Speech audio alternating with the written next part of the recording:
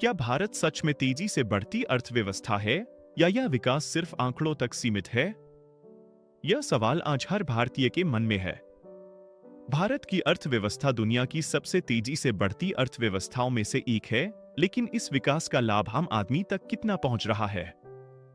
भारत की जीडीपी विकास दर वित्तीय वर्ष 2025 से 26 की पहली तिमाही में 7.8% रही है। यह पिछले वर्ष की इसी अवधि की तुलना में एक महत्वपूर्ण सुधार है। कई संस्थानों का अनुमान है कि भारत की जीडीपी वित्तीय वर्ष 2025 में 6.5% 7.3% की दर से बढ़ सकती है।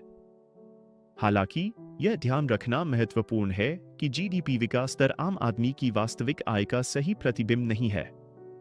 महंगाई और अन्य कारकों के कारण आम आदमी की क्रय शक्ति कम हो सकती है। महंगाई एक गंभीर समस्या है जो आम आदमी के जीवन को प्रभावित करती है।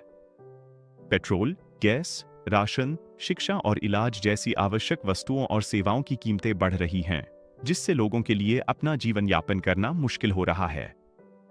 बढ़ती महंगाई के कारण गरीब और मध्यम वर्ग के लोग सबसे ज्यादा प्रभावित होते हैं। भारत में बेरोजगारी एक और गंभीर समस्या है।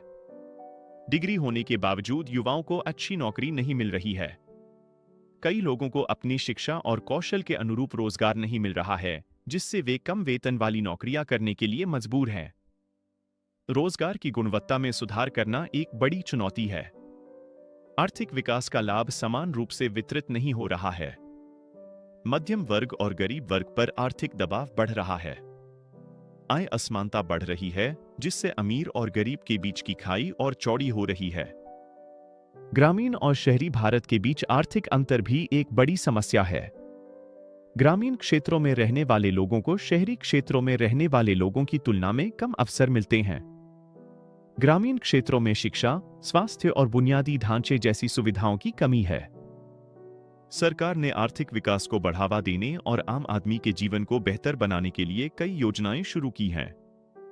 Make in India, skill India और डिजिटल इंडिया जैसी योजनाओं का उद्देश्य देश में रोजगार सृजन और आर्थिक विकास को बढ़ावा देना है।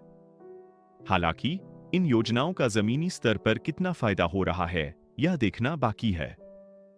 स्टार्टअप, एमएसएमई और विदेशी निवेश भारत के आर्थिक विकास में महत्वपूर्ण भूमिका निभाते हैं। ये क्षेत्र रोजगार सृजन, नवाचार और आर्थिक विकास को बढ़ावा देते हैं। सरकार को इन क्षेत्रों को और अधिक समर्थन देने की आवश्यकता है।